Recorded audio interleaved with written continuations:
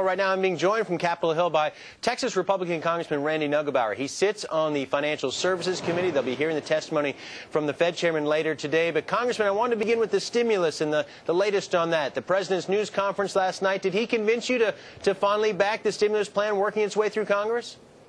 Well, Peter, I haven't heard anything new. I think everybody keeps waiting to hear a little bit more of details of how this particular stimulus package is actually going to stimulate the economy and not stimulate growing the government. And I didn't hear the president say anything like that last night.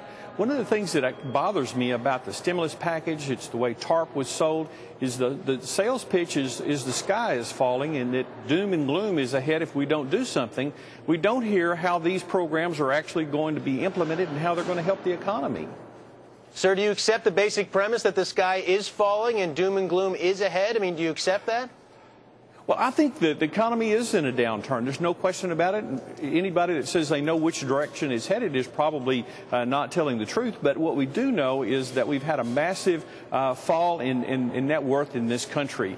Some people say it's nearly $60 trillion. That's going to take a little while to recover from. And I don't know that throwing money and borrowing and spending and printing money is going to necessarily make a significant difference in the direction of the economy. We may just kind of have to weather this storm. The president last night made the case that only the government has the size and power, the capability to jolt the economy back on track. Do you not accept that? I don't, Peter. I mean, we've seen this experiment tried before in Japan. It was tried during the Great Depression. Even during that time, we threw a lot of money at the economy, and unemployment remained high. The stock market did not come back for a number of years. Sometimes economies just have to run their course. My premise is right now that all of this major government intervention into the markets is really causing an uncertainty in the marketplace, and I think, in fact, keeping some kind of a recovery or the beginning of a recovery process from taking place because nobody really wants to get a position at this particular point in time because they're waiting to see if the government might sweeten the deal.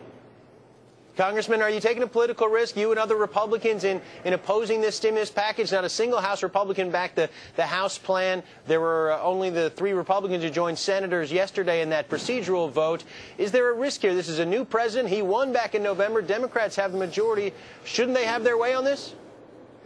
Well, I think what every individual member of Congress has to do is vote the way he thinks is in the best interest of our country. And I think the Republicans have brought forward a very good alternative, and that is to leave more money in the economy with the American people, leave more money in our small businesses and large businesses so that they can actually begin to grow their companies or weather this storm. The Republican alternative created twice as many jobs at half the cost.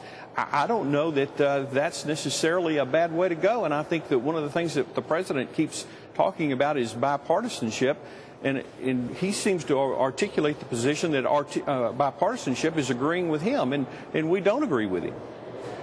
Congressman, you opposed the original TARP legislation back in the fall. Today we've got the new Treasury Secretary spelling out how this new administration is going to spend the remaining $350 billion. Any chance you can be convinced by Tim Geithner that this is going to be handled in an appropriate way, something you can support?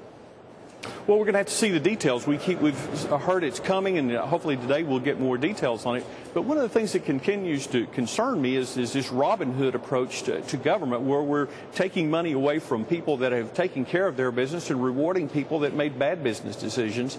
And the only way to change the value of these assets is to some way sanitize them with taxpayer dollars. And again, that's just transferring this risk to the taxpayers or transferring these losses to the taxpayers. I don't know how that's in the best interest of our country. A bad bank is a bad idea, basically?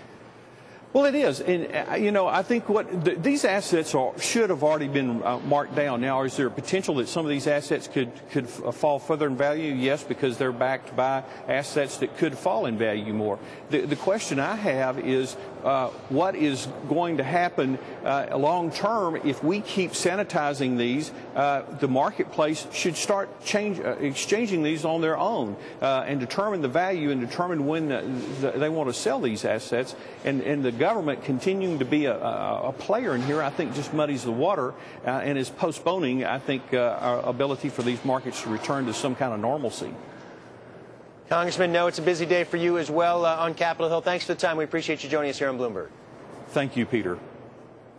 And Carol, much more from here in Washington today. We'll send it back to you in New York now. All right, got it, Peter. Thanks. Sotheby's been around for more than 250 years. Even so, it's not exempt from the economic downturn. Well, that story